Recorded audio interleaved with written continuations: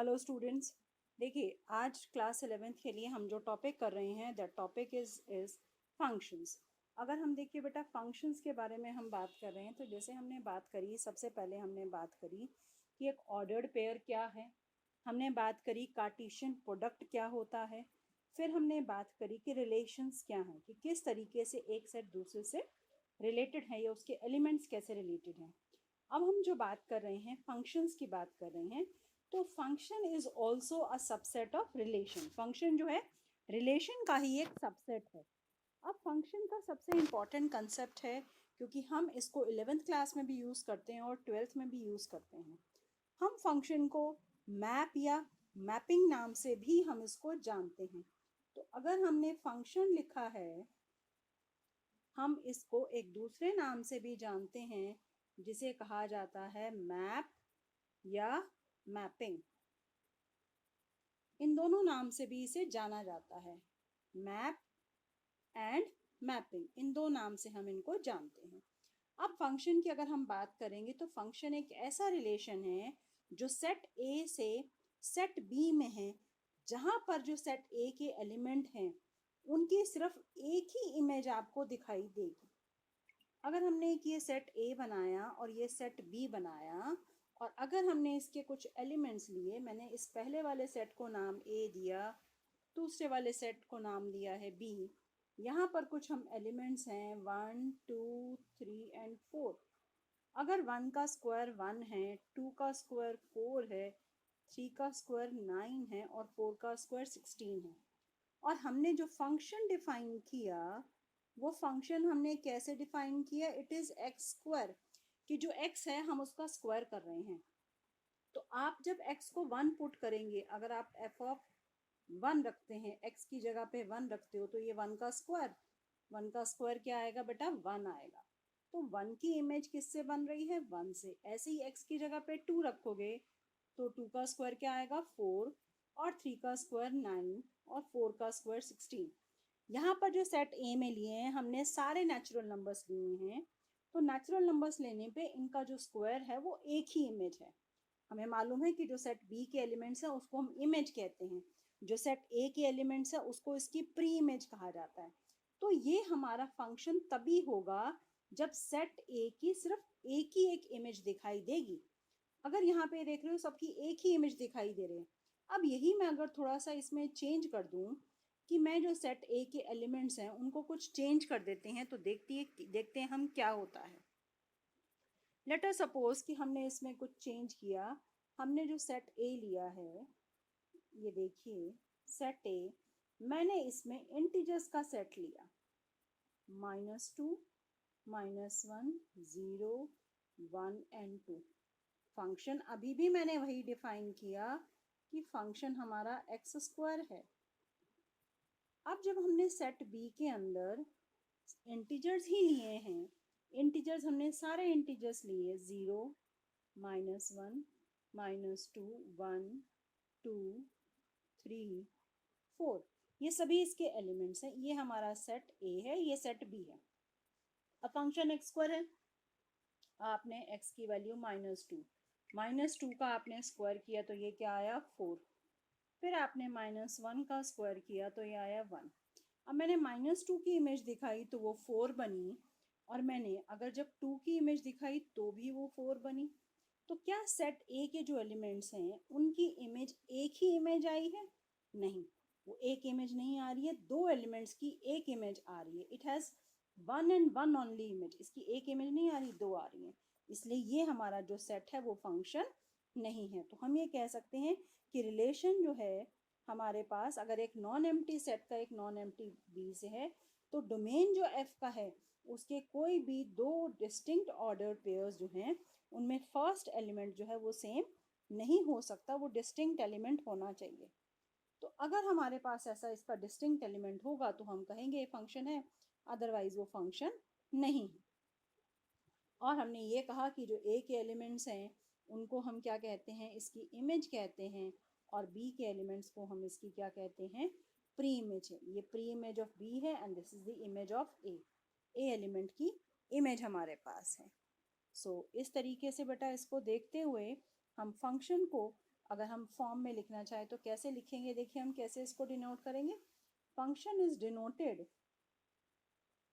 Function को denote करने के लिए हम क्या यूज कर रहे हैं कि अगर हमारे पास it is from A to B, function हमारे पास क्या है, अगर एक फंक्शन डिफाइन है ए टू बी, तो हम इन एग्जांपल्स पे देखते हैं कि कैसे ये फंक्शन डिफाइन है। कुछ और एग्जांपल्स में अगर हम देखते हैं, आप देखिए कि कहाँ पर फंक्शन है और कहाँ फंक्शन नहीं है। आप अपने प्रीवियस एग्जांपल्स में देख सकते हो कि 7 जो था वो फंक्शन नहीं था, क्योंकि एलिमेंट 6 की कोई सामने इमेज नहीं थी। तो ए के जितने भी एलिमेंट है उन सबकी इमेज होनी चाहिए। अगर किसी की इमेज वहाँ पर नहीं है, इसका मतलब कि वो हमारा फंक्शन डिफाइन नहीं है।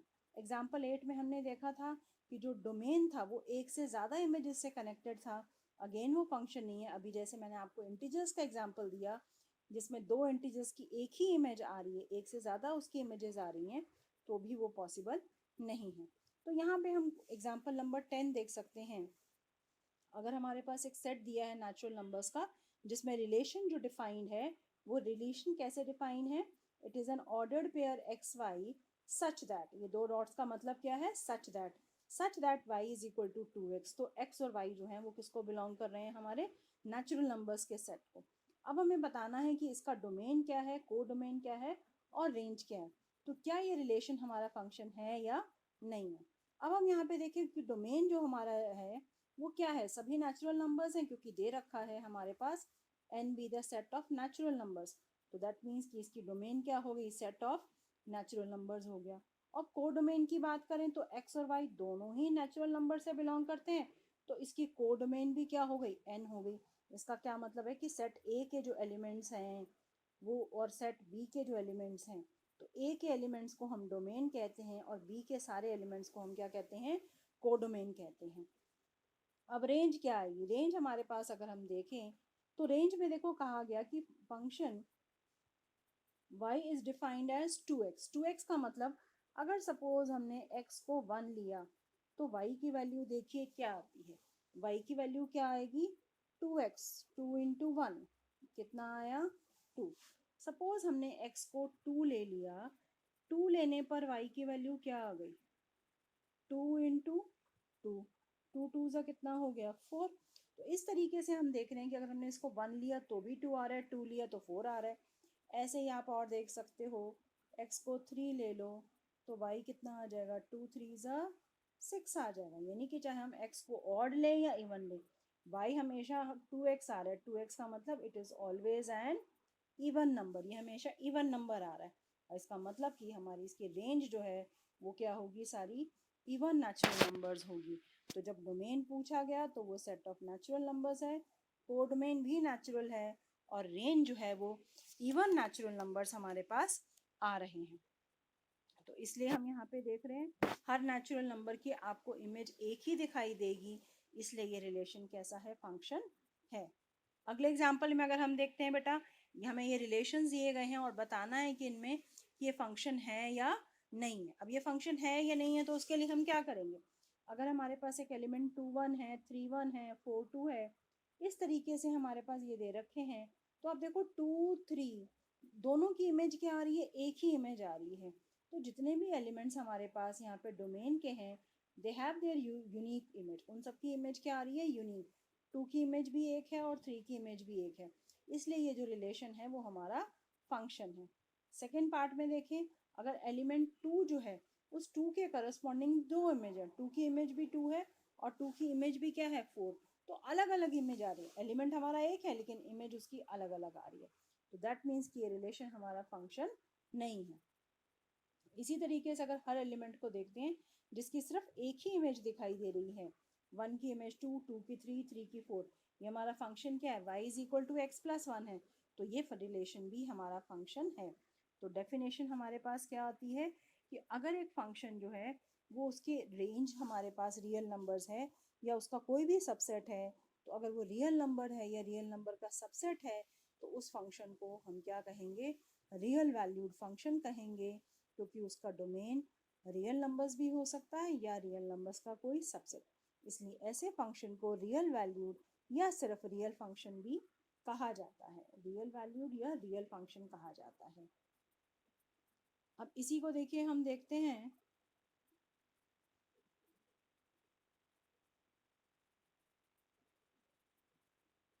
अब हम कुछ स्पेशल टाइप्स ऑफ फंक्शंस देखेंगे।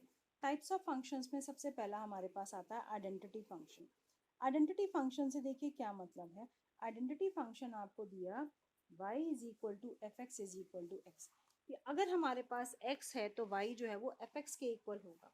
इसको आप कैसे देख सकते हो, देखिए इसको प्लॉट करते हैं तो इसका ग्राफ कैसे बनेगा। ये हमारी एक लाइन बनेगी which is equal incline to X and Y axis. इसका टेबल बनाने के लिए देखो हम क्या करते हैं, जैसे हम 10th क्लास में बेटा करते थे, एक्स और वाई की डिफरेंट वैल्यूज हम ले लेते हैं, एक्स और वाई यहाँ पे डिफरेंट वैल्यूज लेंगे, उसके अकॉर्डिंगली देखते हैं क्या होगा। सपोज मैंने x को लिया -2, जब -2 लिया तो उसकी वैल्यू y की भी क्या आ गई -2। मैंने इसको 0 लिया तो ये भी 0 आ गया। अब x को हमने 2 ले लिया तो y की भी वैल्यू कितनी आ गई 2, क्योंकि F X is equal to X दिया हुआ है हमें। इन नंबर्स को प्लॉट करो, x -2 है और y भी -2 है तो ये पॉइंट आ गया, x 0 है तो ये वाला पॉइंट आ गया, x 2 आ गया और y 2, ये पॉइंट्स आ गए। तो ये जो 3 पॉइंट्स आए, अगर हमने इन तीनों पॉइंट्स को ज्वाइन कर रहे हैं तो ये हमारे पास एक लाइन बन गई जो कि x और y एक्सिस पे इक्वल इंक्लाइंड है। और ये लाइन हमारी कहाँ से पास कर रही है, ओरिजिन से पास कर रही है। तो ऐसे फंक्शन को, कि आप जो भी फंक्शन, देखो हमने कहा कि function is a type of machine, एक ऐसी मशीन है जिसमें आप उसको डालोगे तो वो वही ऑपरेशन उस पर करके उसको बाहर निकालेगी। तो अगर हम फंक्शन कह रहे हैं कि अगर x डाल रहे हो तो वो वही x ही आउटपुट आ रही है, जो इनपुट डाल रहे हो वही आउटपुट आ रही है, तो इसलिए हम उसको आइडेंटिटी फंक्शन कह रहे हैं। तो ये हमारे पास एक टाइप ऑफ फंक्शन था। दूसरा फंक्शन आता है कांस्टेंट फंक्शन, कि एफ एक्स की जो वैल्यू है वो एक कांस्टेंट है। वो कांस्टेंट हमारे पास क्या है, सी कांस्टेंट है। आप देख रहे हैं कि एफ एक्स की वैल्यू जो है वो हमेशा क्या आ रही है, सी। सी जो है कुछ भी वैल्यू हो सकती है, हम ये ले सकते हैं कि एफ एक्स फंक्शन जो है वो -2 भी हो सकता है, एफ एक्स की जो वैल्यू है वो 0 भी हो सकती है, या एफ एक्स की वैल्यू जो है 3 हो सकती है, कुछ भी वैल्यू हो सकती है। जैसे इसको पर्टिकुलरली अगर आप ग्राफ में देखें जो दिखाया है, यहाँ पर हमें एफ एक्स की वैल्यू क्या दिखाई है, 3 दिखाई है। 3 दिखाई है तो हम कैसे करेंगे यहाँ पर, अब हमने यहाँ पे 0 2 4 लिया और यहाँ पे 3 पे हमने इसको प्लॉट किया। जब 3 पे हमने प्लॉट किया, चाहे मैं x को क्या ले लूँ, -2 ले लूँ, तो भी वैल्यू 3 आ रही है। 0 लोगे तो भी 3 आएगा और 2 लोगे तो भी 3 आएगी। तो जब हम x को कुछ भी ले रहे हैं, एफ एक्स की वैल्यू हमेशा एक कांस्टेंट आ रही है, इसलिए इस फंक्शन को हम कहते हैं कांस्टेंट फंक्शन। और वो कांस्टेंट को हम किससे डिनोट कर रहे हैं, c से डिनोट कर रहे हैं। Now coming on to the next type of relation. Next जो हमारे पास फंक्शन है वो हमारे पास फंक्शन है पॉलिनोमियल फंक्शन। पॉलिनोमियल फंक्शन की वो एक पॉलिनोमियल की फॉर्म में अगर हमारे पास फंक्शन है तो उसे पॉलिनोमियल फंक्शन कहेंगे, जहाँ पे n हमारे पास नॉन नेगेटिव इंटीजर होना चाहिए, तभी उसको वो कहा जाएगा। अब हमें कोई भी अगर पॉलिनोमियल फंक्शन है, जैसे आप एग्जांपल देख रहे हैं यहाँ पे, ये दे रखा है H X is equal to X to the power 2/3। अगर x की पावर इंटीजर ना होकर, पॉजिटिव इंटीजर ना होकर कोई भी फ्रैक्शन में आ जाती है या इंटीग्रल पार्ट में आ जाती है, तो वो हमारा पॉलिनोमियल फंक्शन नहीं है। क्योंकि पॉलिनोमियल फंक्शन हम तभी उसको कहेंगे जहाँ पे उसकी जो पावर है वो नॉन नेगेटिव इंटीजर होना चाहिए। नॉन नेगेटिव, नेगेटिव नहीं होना चाहिए। जैसे मान लो सपोज एक फंक्शन आपको दे दिया है जिसमें उसकी पावर जो है नेगेटिव आ रही है, 1/x आ रहा है, तो उसको हम पॉलिनोमियल फंक्शन नहीं मानेंगे।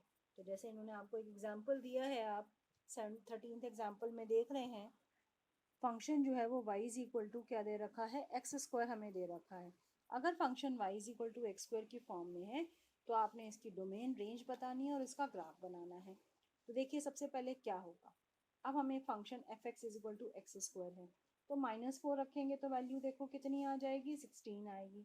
आप -3 रखोगे तो -3 का स्क्वायर, -2 रखोगे तो -2 का स्क्वायर, -1 का स्क्वायर, 0 का स्क्वायर, 1 का स्क्वायर, 2 का स्क्वायर, 3 का स्क्वायर और 4 का स्क्वायर।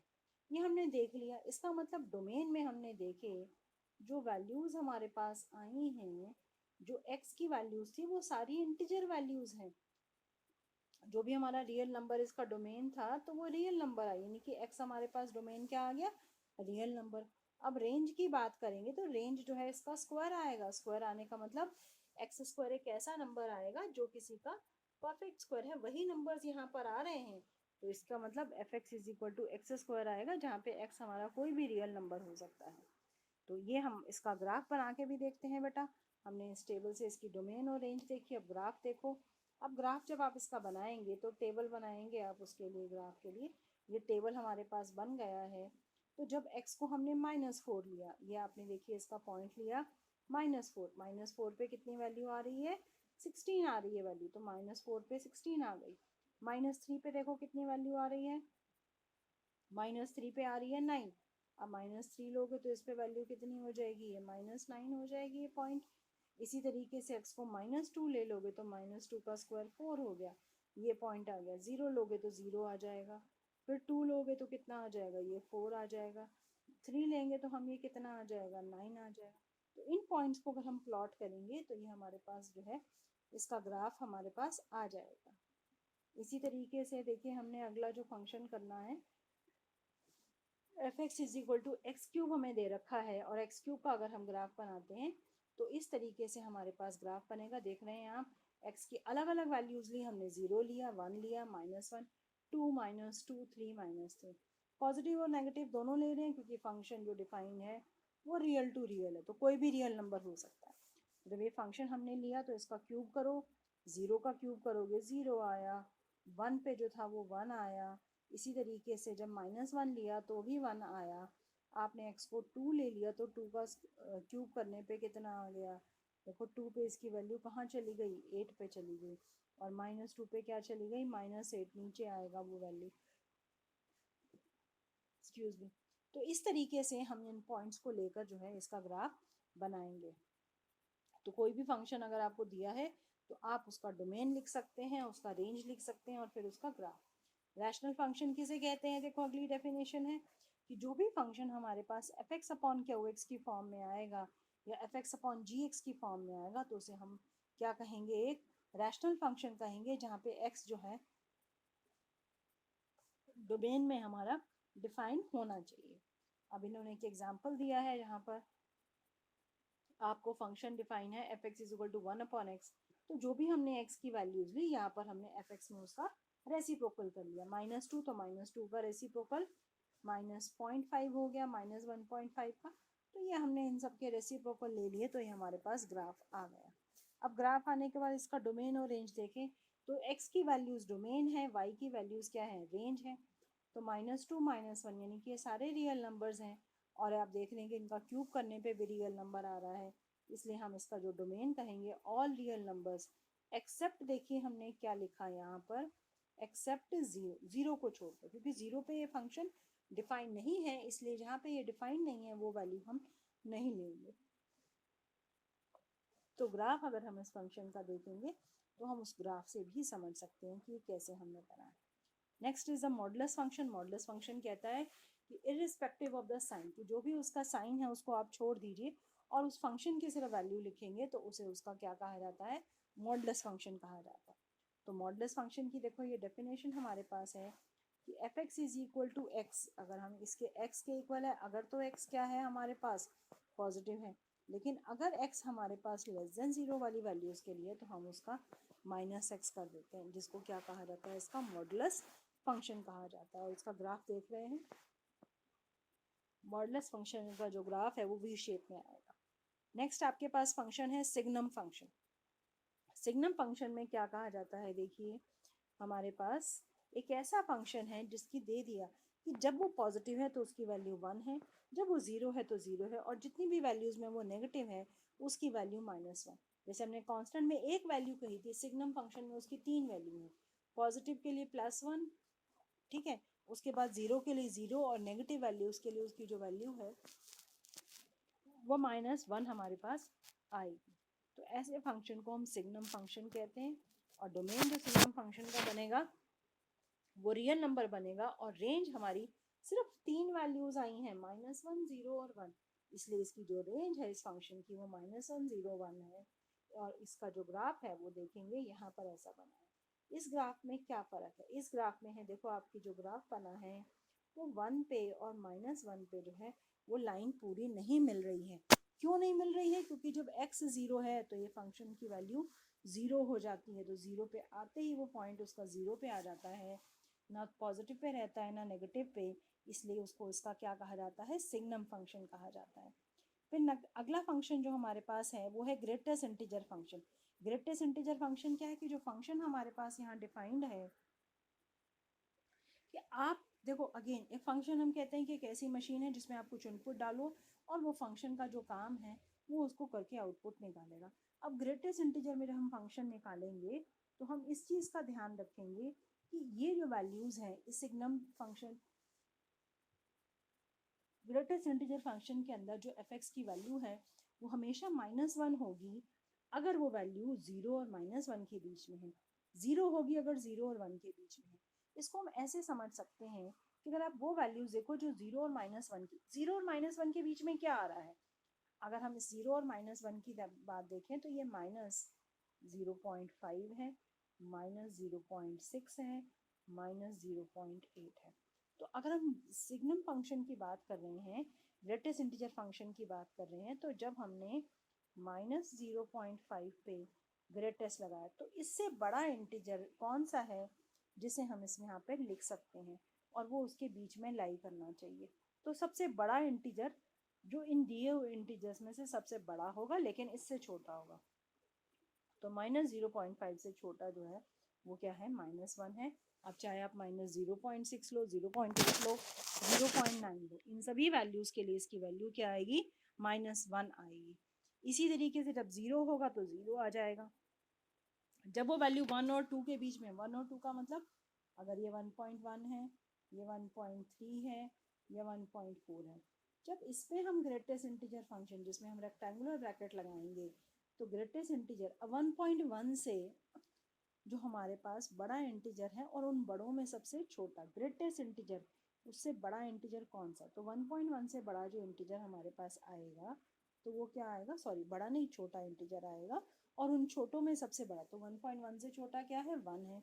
ऐसे ही 1.3 से छोटा क्या है, अगेन 1 है। 1.4 से छोटा इंटीजर क्या है, 1। तो इन सब के लिए इसका जो आंसर है वो 1 आएगा। तो इससे हमें समझ में आता है कि ग्रेटेस्ट इंटीजर फंक्शन कहते हैं कि उस जो भी गिवन नंबर था उससे छोटी आपने इंटीग्रल वैल्यू लेनी है। इंटीग्रल वैल्यू हमें पता है, अगर 1.1 है तो उससे छोटा इंटीजर 1 है, अगर ये 2.1 है तो 2.1 से छोटा इंटीजर क्या है, 2 है। अगर यही बात हम नेगेटिव के लिए करते हैं कि अगर -1.1 है तो -1.1 जब आप लेंगे तो उसका आंसर क्या आएगा, -2, क्योंकि -1.1 से छोटा हमारे पास जो इंटीजर है वो क्या है, -2 से छोटा है और छोटों में सबसे बड़ा इंटीजर है, इसलिए हम उसे ग्रेटेस्ट इंटीजर फंक्शन कहते हैं। इसका ग्राफ भी आपको दिखाया गया है। उसके बाद अलजेब्रा है कि दो रियल फंक्शंस हैं तो उनको हम ऐड कर सकते हैं, रियल फंक्शंस हैं तो हम एक दूसरे से सब्ट्रैक्ट कर सकते हैं, किसी भी स्केलर से मल्टीप्लाई करना चाहें तो हम मल्टीप्लाई कर सकते हैं, और जो हमारे पास दो रियल फंक्शंस हैं उनको भी हम कर सकते हैं। अब हमें देखें कि quotient of two real functions क्या था, कि दो रियल फंक्शंस के लिए क्वोशंट क्या निकल के आता है। तो अगर हम यहाँ पे देखें कि दो फंक्शंस हैं एफ और जी, हमको डिवाइड करेंगे तो क्या हमारे पास आएगा, हम बता सकते हैं इसको। तो बच्चे आज के लिए जो टाइप्स ऑफ फंक्शन बताए हैं, इन्हीं टाइप्स ऑफ फंक्शंस के ऊपर बेस जो है आपकी एक्सरसाइज 2.3 है और आप इसे सॉल्व करेंगे। जैसे फर्स्ट क्वेश्चन आप देख सकते हैं, which of the following are functions, give reason if it is a function, determine the domain and range. अब आपको उसकी डोमेन रेंज बतानी है और आइडेंटिफाई करना है कि फंक्शन है या नहीं है। फर्स्ट क्वेश्चन में 2 1 5 1 8 1, तो अलग अलग नंबर्स हैं लेकिन सबकी इमेज क्या आ रही है, एक आ रही है, तो ये हमारा फंक्शन है। 2 की इमेज 1 है, 4 की इमेज 2 है और 6 की इमेज 3 है। क्या आपको कोई ऐसे दो नंबर्स दिखाई दे रहे हैं जिनकी इमेज सेम है, तो वो हमारे पास फंक्शन नहीं है। ऐसे ही आप करेंगे कि जब डोमेन और रेंज आपको इन फंक्शंस की बतानी है, ये बहुत इंपॉर्टेंट क्वेश्चन है इसका सेकंड क्वेश्चन, और इस टाइप पे बेस्ड आपके पास एग्जाम में क्वेश्चन ज़रूर आता है। तो आइए देखिए कैसे करना है हमें। जो सेकंड क्वेश्चन का फर्स्ट पार्ट है, एफ एक्स जो दे रखा है वो क्या दे रखा है, माइनस ऑफ मॉड दे रखा है। हम इसको सिंपल थोड़ा सा इस मेथड से करते हैं, हम एक्स लिखते हैं और यहाँ पे हम एफ एक्स लिखते हैं। अब x की कोई भी वैल्यू ले लें, अगर हम, मैंने -2 ले लिया, -1 0 1 एंड 2, 5 वैल्यूज ले ली। इन पांचों वैल्यू पे देखते हैं कि एफ एक्स क्या आता है। अब माइनस ऑफ मॉड एक्स, अब बाहर माइनस है, मॉड एक्स किया तो वो प्लस हो गया, तो ये इसका आंसर -2 आया। -1 पे भी आपने लिया तो वो कितना आया, -1। अब अगर हमने इसको क्या लिया है, 0 लिया, तो 0 पे कितनी वैल्यू है, देखो इसको डिफाइंड है, तो 0 पे 0 आ गई इसकी वैल्यू। 1 पे कितनी आ गई, -1। 1 जब हमने इसको रखा, एक्स को 1 रखा, तो मॉड पे लेने पे 1 आया, और बाहर माइनस का साइन, ऐसे ही 2 रखा तो ये क्या आ गया, -2। अब जब ऐसी ही हमारे पास कंडीशन आ जाएगी तो हम देखते हैं इसकी डोमेन क्या है। तो जो भी हमारे पास यहाँ वैल्यूज हम एक्स की ले रहे हैं वो डोमेन है। और क्वेश्चन हमारे पास क्या था कि अगर कोई भी फंक्शन दिया है तो आप उसकी डोमेन और रेंज किसे कहेंगे।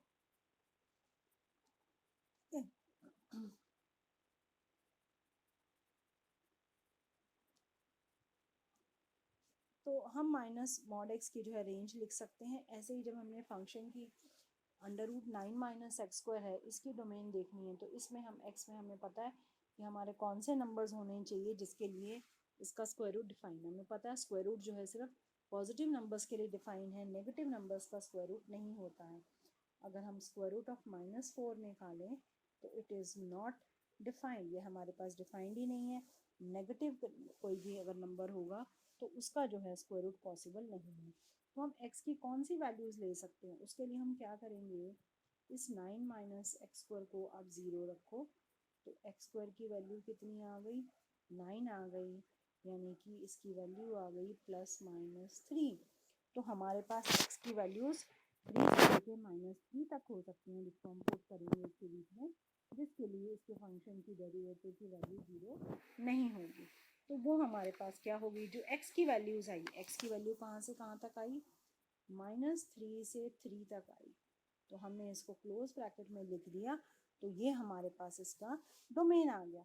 अब रेंज की बात करें, अब जब हम √9 - x² करेंगे तो रेंज क्या आएगी, जो भी हम x की वैल्यूज़ यहाँ पर पुट कर रहे थे 9 - x² में, आप x को अगर रियल नंबर ले रहे हो -3 से 3, तो -3 और 3 के बीच में यहाँ पे आप x की वैल्यूज़ पुट करोगे।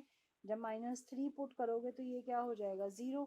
तो इस तरीके से -2 पुट करोगे, -2 का स्क्वायर क्या हो जाएगा, +4, तो 9 - 4 क्या आ गया, 5 आ गया। तो यानी कि आपके पास ये रूट वाली वैल्यूज आ गई, यानी कि हमारे पास डोमेन में जो है वो रियल नंबर्स हमारे पास, सॉरी डोमेन में तो हमारे पास कौन से नंबर आए थे, -3 से 3 में, और रेंज में जब हम -3 से 3 के बीच में वैल्यूज यहाँ पे पुट करेंगे, और -3 और 3 पुट करके देखो तो वहाँ पे वो 0 आ जाएगा। तो वो इसकी क्या हो जाएगी, जो हमारे पास y की वैल्यूज आएंगी इस फंक्शन की, वो रेंज है। आप -3 पुट करो तो ये 0 हो गया, +3 पुट करते हो तो भी 0 हो गया, और 0 पुट करोगे तो उसकी वैल्यू क्या आएगी, 3। दैट मीन्स कि इसकी जो रेंज है वो 0 और 3 के बीच की हमारी रेंज यहाँ पर आएगी। हम इस तरीके से हम इसकी डोमेन और रेंज बता सकते हैं। तो डोमेन और रेंज आपने बहुत अच्छे से बेटा देखनी है। कोई भी अगर आपको इसमें डाउट है तो आप दोबारा मेरे से पूछ सकते हैं। आप मैसेज भी कर सकते हैं पर्सनली, या आप कॉल करके पूछ सकते हैं। तो बच्चे आज आप जो है इसी डोमेन और रेंज पे जो बेस क्वेश्चंस हैं, अगर फंक्शन है तो डोमेन और रेंज निकालो, फंक्शन नहीं है तो ना तो उसका डोमेन होगा ना रेंज होगा। तो इसके बेस पे हम ये एक्सरसाइज करेंगे। 5th क्वेश्चन में फिर से दोबारा यही पूछा गया कि बताइए इनका डोमेन या रेंज क्या होगा। तो आप अपनी डेफिनेशंस पहले अच्छे से पढ़िए कि हमारे पास क्या है, टाइप्स ऑफ फंक्शन कौन से हैं, और उनको देखकर फिर आप उसको सॉल्व करेंगे असाइनमेंट। ठीक है, थैंक यू स्टूडेंट्स।